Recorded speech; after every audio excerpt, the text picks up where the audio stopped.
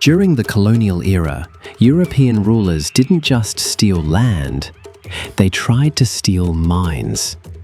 They told Africans that their native languages were primitive dialects, incapable of expressing high philosophy, deep emotion, or complex literature. You had to speak English or French to be considered civilized.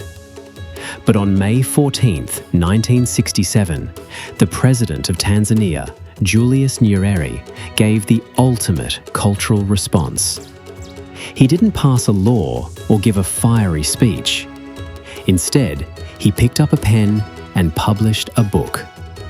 He took William Shakespeare's Julius Caesar and translated it entirely into Swahili. Today, we look at the day Swahili claimed its throne on the global stage, and the president who used literature as a weapon of liberation. Julius Nyerere was affectionately known as Mwalimu, which means the teacher in Swahili. Before he led his country to independence from the British in 1961, he was a school teacher with a deep love for language. When he became president, he faced a massive challenge. Tanzania was home to over 120 different ethnic groups, each with their own language. Nyerere knew that to build a unified nation, they needed a shared voice. He chose Swahili, not a colonial language like English, to be the national tongue. But to make the people proud of their language, he had to prove its worth to a world that looked down on African culture.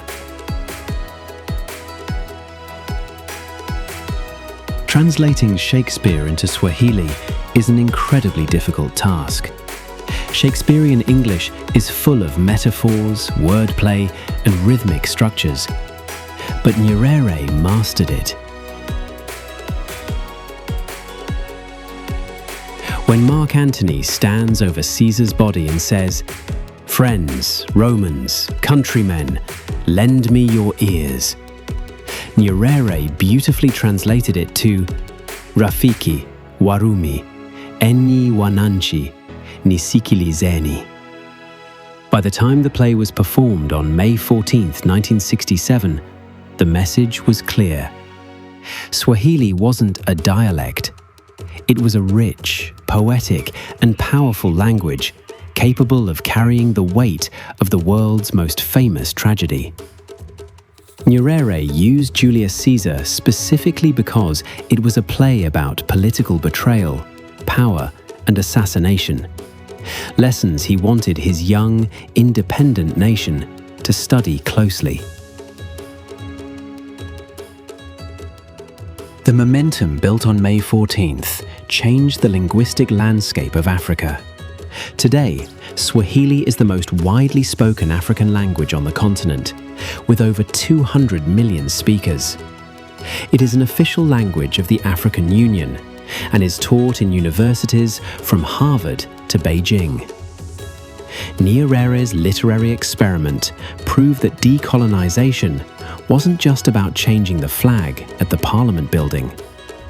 True independence begins when you embrace your own voice and refuse to let outsiders define the limits of your mind. On May 14th, we remember the teacher president who showed us that our languages are our strength.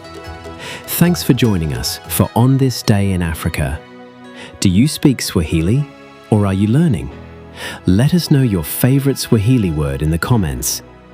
Don't forget to subscribe as we continue to celebrate the brilliant history of our continent. Asante sana, and see you tomorrow.